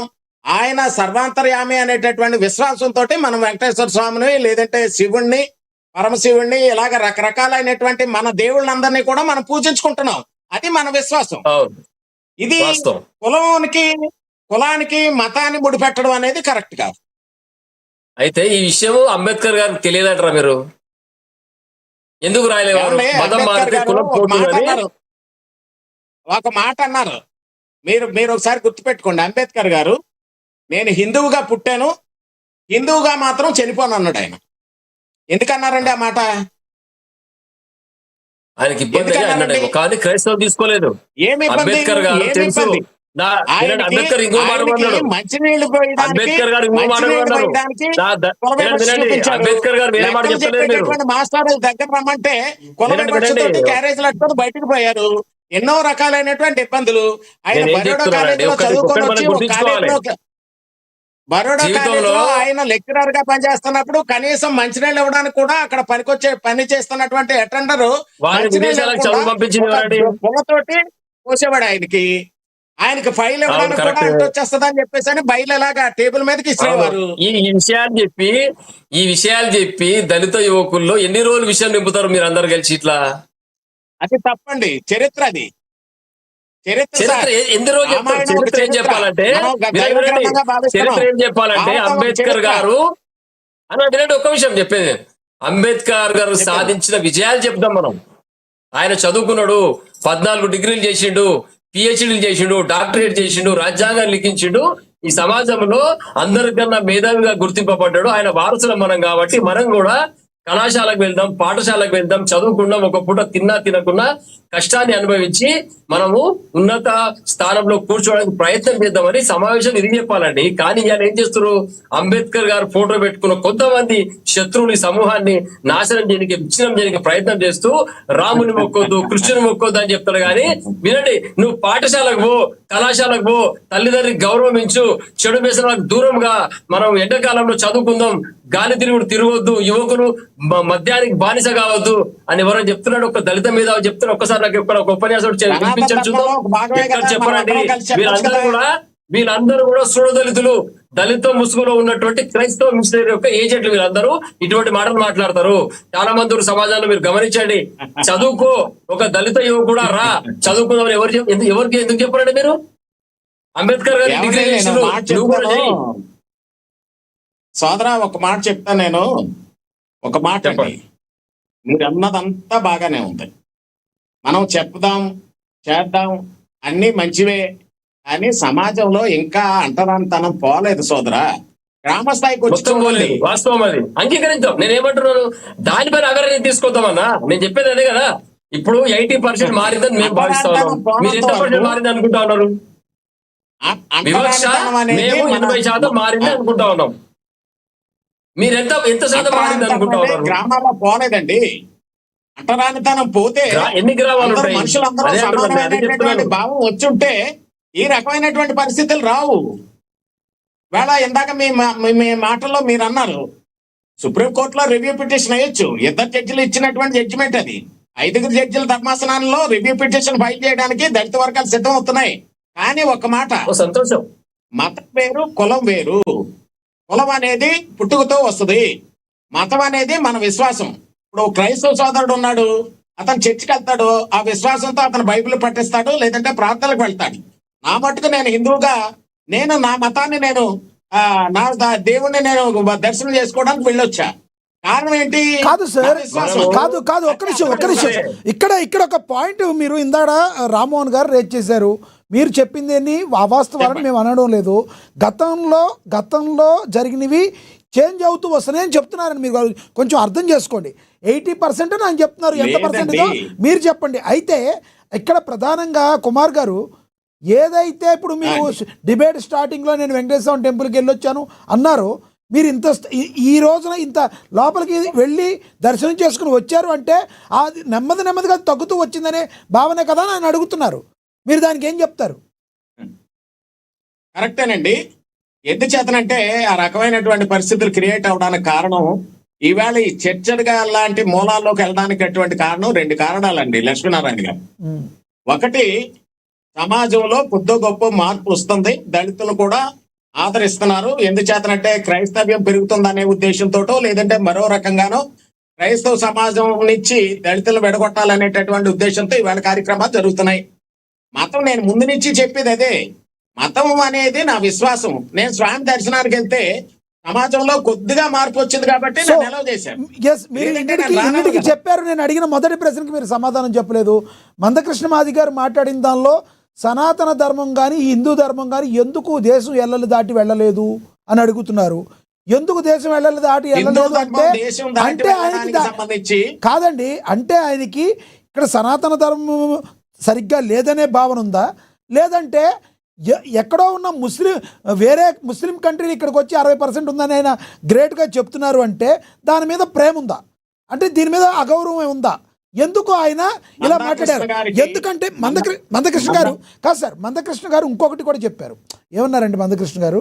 ఇది ఏదైతే ఈ ఎల్లలు దాటి వెళ్ళట్లేదో దీన్ని ఏ రకంగా చూడాలని ఆయన అడుగుతున్నారు. నిజంగానే 60 మంది ఎంతోమంది ముస్లిమ్స్ హిందువుల్ని ఇక్కడ ఓచకోత కోసి మత మార్పిడి చేశారని మందకృష్ణ గారికి తెలవదా? దానికి సమాధానం చెప్పండి దయచేసి. మందకృష్ణ గారు, ముస్లిం మతం, ఇస్లాము, క్రిస్టియానిటీ ప్రపంచవ్యాప్తం అయింది. భారతదేశంలో ఉన్నటువంటి అతి ఉన్నతమైనటువంటి హైందవ సంస్కృతి ఇతర దేశాల్లో ఎందుకు వ్యాప్తి చెందలేదు అనేది ఆయన ప్రశ్న కదండి. మీ ప్రశ్న కూడా అదే. అవును, మన దేశంలో మన దేశ సంస్కృతి చాలా ఉన్నతమైందండి. కానీ ఆ ఉన్నతమైనటువంటి విషయాలు ఏవైతే ఉన్నాయో వాటిని విస్తరింపజేయడానికి తగినటువంటి చర్యలు హైందవ సంఘాలు తీసుకోవట్లేదు. అది నా భావన. రెండవది ఏంటంటే, హైందవ సంఘాలుగా ఉన్నటువంటి ఆర్ఎస్ఎస్ కానీ, బజరంగ దళ్ కానీ, లేదంటే ఇతరత్ర ఉన్నటువంటి మరి మన హిందూ సంఘాలు కానీ ముఖ్యంగా వాళ్ళు ప్రబోధించాల్సింది సమాజంలో ఉన్నటువంటి అన్ని వర్గాలని చేరదీయాలి, అన్ని వర్గాలకి విద్యను నేర్పించాలి, అన్ని వర్గాలకి వైద్యం అందించాలి, అన్ని వర్గాలని కూడా ముందుకు తీసుకురావాలి, సమాజంలో అట్టడుగున ఉన్నటువంటి వర్గాలను కూడా మనతో పాటు తీసుకెళ్లాలనేటటువంటి భావన వాళ్ళు కలిగి ఆ రకంగా వాళ్ళు ప్రయత్నం చేయట్లేదు. కేవలం ఒక్క విషయం, మన సార్ ఇస్తాను సార్, మీకు ఇస్తాను మోహన్ గారు, ఒక్క నిమిషం. ఆయన మీరు చెప్పిన దానిలో వాస్తవం ఉంది సార్. కానీ మందకృష్ణ గారికి ఎంతోమంది ముస్లింలు భారతదేశం మీదకి దండెత్తుకొచ్చారు, కానీ ఏ హైందవ సాంప్రదాయం కూడా రక్షణాత్మక ధోరణిలో ఉన్నారు తప్పితే వేరే దేశాన్ని ఆక్రమించుకోవాలని చూడలేదే. మొహమ్మద్ గజనీ వచ్చినా, ఇంకొకటి వచ్చినా, తొగ్గులకు వచ్చినా, బొగ్గలకు వచ్చినా మన దేశంలో మన సంస్కృతి మీద దాడులు చేసి మన తాళప్రత గ్రంథాలని ఇది చేశారు, కానీ ఏ హైందవం కూడా వెళ్ళలేదు. కాబట్టి ఎల్లలు దాటలేదు. అది మందకృష్ణ గారికి తెలియదంటారా? కారణం ఏంటంటే అండి, చరిత్ర మూలాల్లోకి వెళ్తే మనం పరిగణాలుగా, జమీందారులుగా, చిన్న చిన్న రాజ్యాలుగా విడిపోయి ఎవరి మగ్గానికి వాళ్లే సేనాపతి అన్నట్టుగా ఎవరి రాజ్యాన్ని వాళ్లే పరిపాలించుకునే క్రమంలో ఐక్యత లేక ఇతర దేశాల రూరులకి మనం అవకాశం ఇచ్చాం ఈ దేశంలో. తద్వారా ఒకళ్ళని వాళ్ళు కొట్టుకుంటూ ఇది కారణం మీరు చెప్పేది. ఢిల్లీని కూడా ఎగ్జాక్ట్లీ కారణం. ఇప్పుడు మీరు చెప్పేది కారణం కాదు. మందకృష్ణ మాది గారు ఎల్లలు దాటి ఎందుకు వెళ్ళలేదు అంటున్నారు. మీరు ఒక్కటి చెప్పండి. మన హిందూ దేశంలో మన హిందుస్థాన్లో కాదు సార్, మన హిందుస్థాన్ కాదు సార్, మన హిందుస్థాన్లో ఎవరైనా కూడా వేరే దేశం మీద దండెత్తి వెళ్ళారా? వేరే మతాల్లోని ఖండించి మీరు మా మతంలోకి బలవంతంగా మారాలని ఏ సనాతన ధర్మమైనా చెప్పిందా? దానికి చెప్తారా మీరు ఒక హిందూ సోదరుడిగా? కారణం ఇదే కదా సార్. చిన్న చిన్న జమీందారులు అందరూ కలిసి ఒక కిందకు వచ్చి ఆ చక్రవర్తి చెప్పింది కదా. మీరు చెప్పేది వేరే కారణం. అలెగ్జాండర్ మన దేశం కాదు కాదు, మనం అడిగేది ఒకటి, ఆయన చెప్పేది ఒకటి. స్వాగతం చెప్పాడు. మన దేశంలో మీకు అర్థమైందా సార్ నేను అడిగిన క్వశ్చన్? సార్ అడిగింది ఒకటి, మీరు చెప్పేది ఒకటి. నేను చెప్తానండి, ఇస్లాం గాని క్రైస్తవం గాని ఒకటి చెప్తాయి. ఈ యొక్క సృష్టిని సృష్టించింది జీసస్ అని క్రైస్తవులు చెప్తారు. ఈ సృష్టిని సృష్టించింది అల్లా అని ఇస్లాం వాళ్ళు చెప్తారు. ఈ రెండు ఈ భూమిపైకి ఎప్పుడు వచ్చింది అనేది మీ అందరికి పెద్దలందరికీ తెలిసిన విషయం. నేనేం చెప్తున్నా అంటే, వీళ్ళు ఏమంటారు, అల్లా ఒక్కడే దేవుడు అని ఇస్లాం చెప్తారు, జీసస్ ఒక్కడే దేవుడు క్రైస్తవం చెప్తుంది. హిందువులు ఏం చెప్తారు, అందరూ దేవుళ్ళే, తోటి మనుషులు కూడా దేవుణ్ణి చూడాల్సిందే అని హిందూ ధర్మం చెప్తారు. అంతేగాని మేమే దేవుళ్ళం, ఇంకోటి ఈ భూమి మీదకి రావద్దని వాళ్ళలాగా హిందూ ధర్మంలో పెద్దలు గాని దేవుళ్ళు గాని చెప్పింటే ఈ రోజు భూమి పైన వేరే మతాలు వచ్చేటివి కావు. ఇక్కడ హిందుత్వం ఐచ్ఛికం మాత్రమే. ఇక్కడ ఏం చెప్తారు, ఇది తప్పు, ఇది ఒప్పు, ఇది కరెక్ట్, ఇది చేస్తే తప్పు, ఫలితం ఇట్లా ఉంటది, అనుభవించేది కర్మానుసారం మనం అనుభవిస్తాం, కర్మ ఫలితం మాత్రమే. మనం కర్మ సిద్ధాంతం మన హిందూ ధర్మం. నువ్వు తప్పు చేస్తే శిక్షించబడతావు, మంచి పని చేస్తే పూజించబడతాం అనేది మాత్రమే హిందూ ధర్మం చెప్తుంది. ఇస్లాంలో గాని క్రైస్తవుల్లో గాని అది చెప్పబడదు. దేవుడు ఒక్కడే, అది మేమే, మిగతా వాళ్ళంతా శత్రువులు, మిగతా వాళ్ళు కాఫిర్లు, వాళ్ళను చంపివేయాలని వాళ్ళ యొక్క మత గ్రంథంలో రాసుకున్నారండి. మన గ్రంథాలు ఎక్కడ రాయలేదు. మనం మిగతా వారి యొక్క ఇబ్బంది పెట్టి వాళ్ళ మత మార్పిడి, వాళ్ళ విశ్వాసాన్ని దెబ్బతీసే పని హిందుత్వం చేయదు.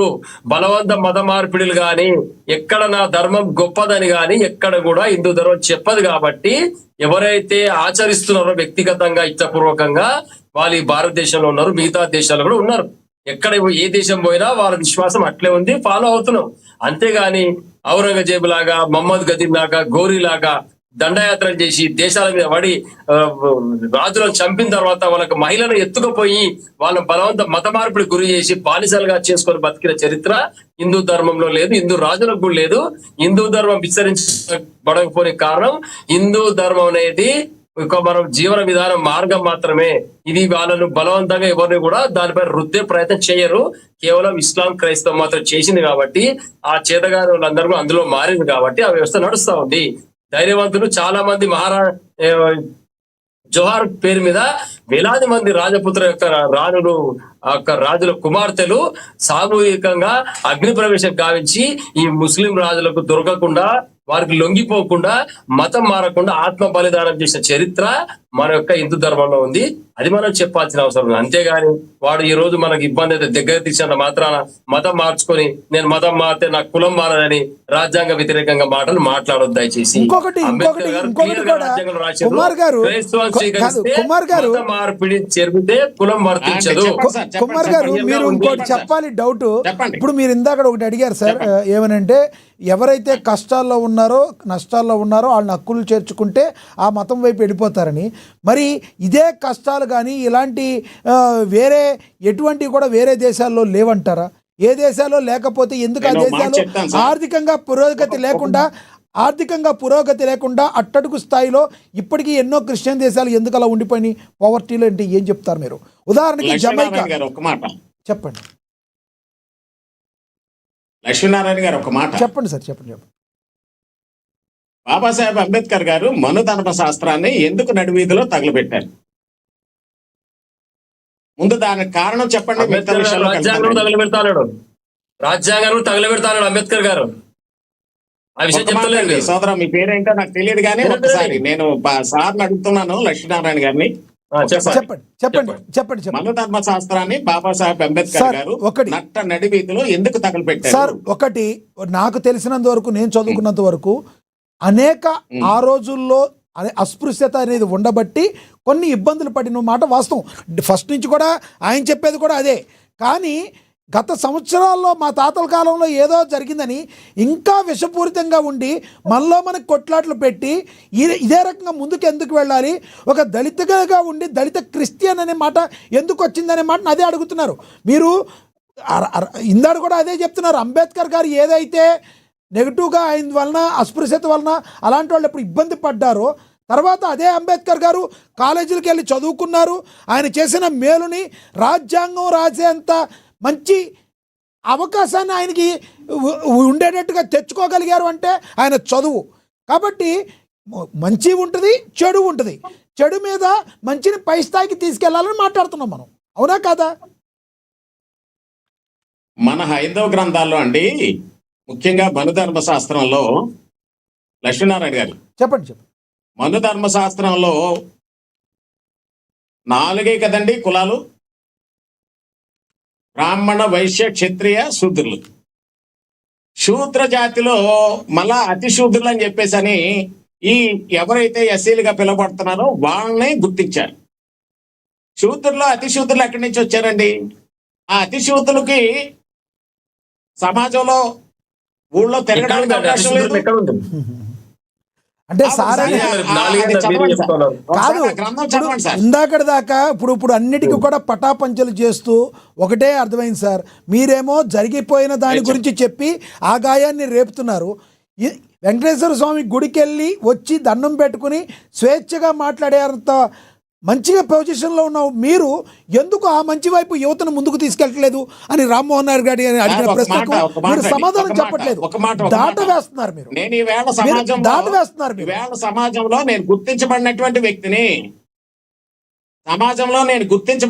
వ్యక్తిని కాబట్టి నేను దర్శనం చేసుకోగలిగాను. గ్రామ స్థాయిలో ఆ పరిస్థితి లేదండి. వాస్తవం కాదు ఇది. మాది గ్రామమే అలా లేదు. మెజారిటీ పర్సెంట్ మారిపోయింది ఇప్పుడు, అలా లేదు. లక్ష్మీనారాయణ గారు ఒక విషయం, ఇప్పుడు మనుధర్మ శాస్త్రం ఎప్పుడు అమలు ఉందో మాకైతే తెలియదు. స్వతంత్రం వచ్చిన తర్వాత అన్ని శాస్త్రాలు పోయి రాజ్యాంగం మాత్రమే ఈ యొక్క దేశాన్ని నడపాలని చెప్పిన తర్వాత రాజ్యాంగమే మాకు ప్రామాణికం. దాని ప్రకారమే మేము నడుస్తా ఉన్నాం. మీరు వదిలిపెట్టి మీరు నేనేం చెప్తున్నానండి, మీరు వదిలిపెట్టలేరు. మీరు మనుధర్మ శాస్త్రం గురించి చెప్పకండి. ఒకటి చెప్తున్నా, నేనేం చెప్తున్నానంటే మనుధర్మ శాస్త్రం ఇప్పుడు అమలులో లేదు, రాజ్యాంగం అమల్లో ఉంది.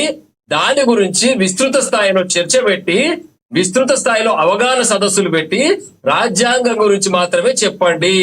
దళితులకు ఎవరైతే అన్యాయానికి గురవుతున్నారో వాడిని నెత్తిలో మళ్ళీ బండరాయి వేయకుండా వానికి ఉపశమనం కలిగిద్దాం మనము. ఒక సమాజం, ఒక వ్యక్తి వానికి అన్యాయం చేస్తే వాడిని శిక్షించి వాడిని పక్కకు పెట్టి ఆ యొక్క బాధితుడిని దగ్గరికి తీసుకొని వాడిని మనము ముందుకు తీసుకుపోయే ప్రయత్నం చేసి, తప్పితే అరే నిన్ను వీడు కొట్టిండు, వీడు దొంగ, వీడు లంగా అని వాని అబద్ధాలు చెప్పుకుంటూ వాడిని క్రైస్తవంలోకి వెళ్లే విధంగా మనం ప్రయత్నం చేస్తున్నాం. అది వద్దు అని చెప్తా ఉన్నా నేను. నా అప్పీల్ ఏంటంటే నేను ఒక ప్రశ్న బాధిత అడుగుతాను, దళితుడు ఏమనుకోవద్దు కదా సోదరా. చెప్పండి. నేను ఒక ప్రశ్న వేస్తాను, ఏమనుకోవద్దు. ఏమనుకో చెప్పండి. సరే, అది విదేశీ మతం ఈ దేశంలోకి ఉన్నటువంటి దళితులందరినీ మార్చేస్తున్నారు, క్రైస్తవంలోకి తీసుకుంటున్నారు అనేది మనందరి భావన. ఓకే, మీది కూడా అదే కదా. మన వాళ్ళు ఆస్ట్రేలియాలోను, ఫ్రాన్స్ లోను, అమెరికాలోను, ఇతర దేశాల్లో వెంకటేశ్వర స్వామి గుళ్ళు ఎందుకు కడుతున్నారు? ఇస్కాన్ పేరు మీద అక్కడ ఉన్నటువంటి ఫారినర్స్ ని ఎందుకు కన్వర్ట్ చేస్తున్నారు? దానికి సమాధానం చెప్పండి. చెప్తాను. ఎక్కడ కూడా హిందూ ధర్మంలో కన్వర్షన్స్ ఉండవు, మత మార్పిడి జరగదు హిందుత్వంలో. చరిత్ర చెప్తా ఉంది. మీరు అన్నారు కదా ఇప్పుడు ఎవరి విశ్వాసం వారిదని. వారు చర్చికి పోతాడు, అక్కడ ఇస్కాన్ పేరు మీద జరుగుతున్న సేవాకారంలో పాలు పంచుకుంటూ తప్పితే హిందూ ధర్మం స్వీకరించి హిందుత్వంలోకి వచ్చినప్పుడు ఏ కులం గెలుతాడు వాడు? కాబట్టి ఇట్లా ఉండదు. మన మత సిద్ధాంతం ఒకటే, ఎవరి విశ్వాసం వారు పరిపాలిస్తే కూడా, పాటిస్తే కూడా ఎలాంటి ఇబ్బంది లేదు. బలవంతపు మత మార్పిడి ఎక్కడ జరగదు, మీరు గమనించాలని. ఇంతకుముందు చెప్పిన, మళ్ళీ చెప్తాను, హిందుత్వం ఐచ్ఛికం మాత్రమే. మీకు అర్థం కావచ్చు తెలుగు పదం చెప్తాను నేను. ఐచ్ఛికం అంటే మన ఇష్టం మాత్రమే. నీ ఆలోచన ఏదన్నా ఛాన్స్ తీసుకోవచ్చు మీరు. కానీ క్రైస్తవ వాడు ఏం చేస్తారు? ఇమీడియట్ గా వాళ్ళ మీద విమర్శ ఎందుకు? కుమార్ గారు, నేను ఒకటే చెప్తున్నాను కుమార్ సార్, నేను ఏమంటా ఉన్నాను, క్రైస్తవం ఏం చెప్తుంది? బొట్టు తీసేయాలి. మతం గురించి మాట్లాడదు సార్. ఇప్పుడు నేను చెప్పేది మతంలో ఉండేటటువంటి ఆ క్రైస్తవ విశ్వాసాలు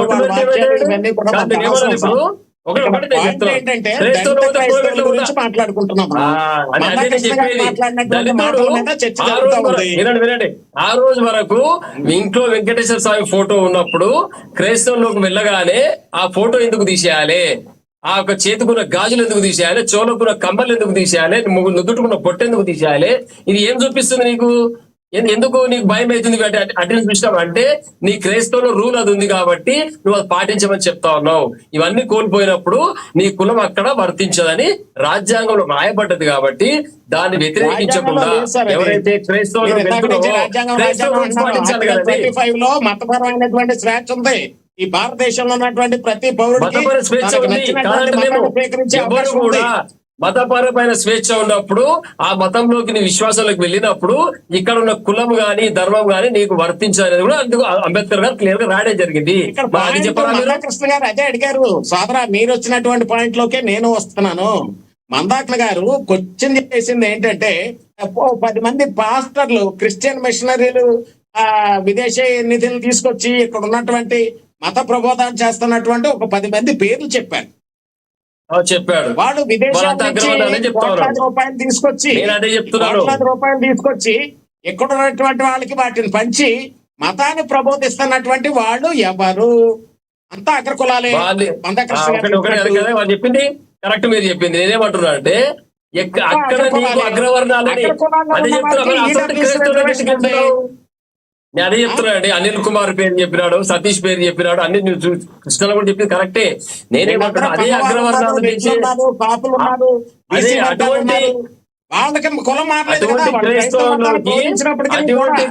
అదే చెప్తున్నాను అంటే నేనేమంటున్నాను, దళిత సమాజానికి మారాలి. అదే మేము చెప్తున్నాం. ఒక్క నిమిషం ఆగండి సార్, మీరు క్వశ్చన్ వేశారు కదా, చెప్పనివ్వండి. ఒక్క నిమిషం ఆగండి. కుమార్ గారు మీరు క్వశ్చన్లు వేస్తానే ఉన్నారు, ఆయన సమాధానం చెప్తే ఒక్క నిమిషం ఆగండి. నా భావన ఏంటంటే, చెప్పండి. ఒక రెడ్డి గాని కమ్మ గాని ఎవరైతే ఓసీలో ఉన్నారో, ఓసీ అనేవాడికి రాజ్యాంగ పరంగా రిజర్వేషన్ లేదు. ఎగ్జాక్ట్లీ. వాడు రిజర్వేషన్ కొరకే, వాడు వ్యక్తిగతంగా లబ్ధి పొందడానికి క్రైస్తవంలోకి మారితే బీసీసీ వస్తుందని పోతాడు కాబట్టి వానికి ఆ దురుద్దేశం చెల్లకూడదనే ఉద్దేశంతో అంబేద్కర్ గారు ఆ రోజు ఓసీలు ఉంటే కూడా ఎక్కడ పోయినా నువ్వు ఓసీ అని చెప్తాడు కాబట్టి అది వర్తించకుండా పెట్టింది. వాడు ఏ మతంలోకి పోయినా వాడు ఓసీగానే ఉంటాడు కాబట్టి వాడు రిజర్వేషన్ ఫలాలు అందం వానికి. చెడు ఉద్దేశంతో పోతున్నాడు, వానికి ఎక్కడ వివక్ష లేదు. వివక్ష ఉన్నది ఎవరికి? దళిత వర్గాలకు మాత్రమే. ఒక్క నిమిషం సార్ ఇస్తాను. చివరిగా మీరేం చెప్తారు? ఒక్క నిమిషం ఆగండి రామ్మోహన్ గారు ఒక్క నిమిషం ఆగండి, మీకు ఇస్తా, కంక్లూడ్ చేద్దరు కానీ సమయం అయిపోయింది. ఎస్ సతీష్ కుమార్ రాజా గారు మీరు ఏం చెప్పదలుచుకున్నారో కంక్లూడ్ చేయండి సార్, ప్లీజ్ మీరు చేయండి. అగ్ర కులాలకి ఈడబ్ల్యూఎస్ రిజర్వేషన్ లో 10% మన దేశం ప్రవేశపెట్టింది కదా sir. Yes, economically weaker sections reservation లో 10% ఇస్తాను సార్, రామ్మోహన్ గారు ఇస్తాను. అమల్లో ఉంది కదండి. ఆ 10% రిజర్వేషన్ వాళ్ళు అనుభవిస్తున్నారు కదండి. ఈడబ్ల్యూఎస్ రిజర్వేషన్ లో కేవలం ఎస్సీ ఎస్టీలకు మాత్రమే రిజర్వేషన్ ఇచ్చారన్న సమాజంలోనూ ఈడబ్ల్యూఎస్ రిజర్వేషన్లు ఉన్నాయి. సరే, ఇది మరి చర్చ వేరే వెళ్తుంది. మరి రాజ్యాంగంలో, అదే రాజ్యాంగంలో బాబాసాహెబ్ అంబేద్కర్ గారు 10 సంవత్సరాల వరకు తర్వాత దీన్ని మళ్ళీ సరి చేసుకోవచ్చు అని చెప్పారు. ఇంతవరకు ఏ రాజకీయ నాయకుడు వచ్చారు, ఎవరిని ఆ రాజ్యాంగాన్ని సవరించారు? ఇంతవరకు ఎస్సీ ఎస్టీల్లో అత్యద్భుతంగా ఉన్నవాళ్ళు లేరా, అట్టడుగున ఉన్నవాళ్ళు లేరా? కాబట్టి ఈ ప్రాబ్లం ఎక్కడుందంటారు? రాజకీయ నాయకుల్లో ఉందంటారా?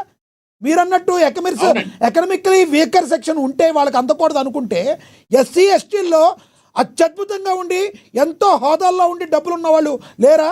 ఈ రోజున అదే రాజ్యాంగం సవరించకపోవటం వల్ల వాళ్ళన్నీ అనుభవించట్లేదా? ఈడబ్ల్యూఎస్ రిజర్వేషన్ పెట్టడం అన్యాయం కదండి. ఎందుకు పెట్టారండి ఈడబ్ల్యూఎస్ రిజర్వేషన్? అగ్ర కులాల్లో కూడా పేదలు ఉన్నారు కాబట్టి వాళ్ళు గుర్తించాలని ఈడబ్ల్యూఎస్ రిజర్వేషన్. అవును సార్, పేదలుంటే పెట్టకూడదా మరి? మీరు పెట్టాలి, అదే అంటున్నాను సార్ లక్ష్మీనారాయణ గారు. నేను మీ పాయింట్ గా వస్తున్నాను. పేదలకి ఈడబ్ల్యూఎస్ రిజర్వేషన్ పెట్టారు. అగ్ర కులాలు క్రైస్తవ మతం తీసుకుంటే ఈడబ్ల్యూఎస్ రిజర్వేషన్ మారిపోదు కదా. ఇప్పుడు మీరు అనే వాదన నాకు అర్థమైంది. ఏదైతే మీరు అనేది అర్థమైంది. రాజకీయ నాయకులు ఇది తెలియజేయాలి మీ ద్వారా.